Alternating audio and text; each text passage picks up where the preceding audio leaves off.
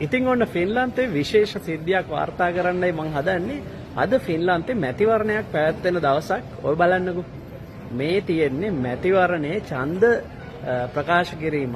මෙන්න මේ වගේ සුපර් මාකට් එකක ලස්සනට ඔය තියෙන සුපර් මාකට් එක කොනක අයිනක ලස්සනට මේ විදිහට ඡන්දය ප්‍රකාශ වෙනවා. ඉතින් කට්ටිය ඇවිල්ලා මෙන්න මේ තැන්වලට ඇවිල්ලා මේ නාම ලේඛන එහෙම ගහලා දෙනවා.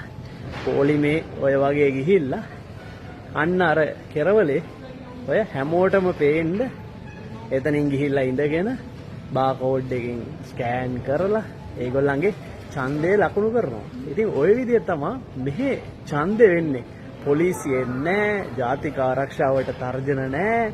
මේ සුපර් මාකට් එකක ඔහේ ගෑන් ළමයි ටිකක් ඡන්දේ ලකුණු කරනවා. ලකුණු කරන්න ඒගොල්ලන්ගේ බැලට් පේපර්ස් දෙනවා.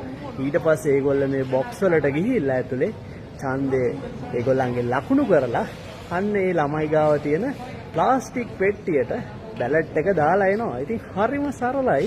පොලිසියෙන් හොගාලා නැහැ, රතිඤ්ඤා පත්තු කරන්නේ නැහැ, මිනිස්සුන්ට ගාණක්වත් නැහැ. ඔහේ ඡන්ද දාලා යනවා. ඉතින් දියුණු රටවල් වල ඡන්ද දාන්නේ මෙන්න මෙහෙමයි.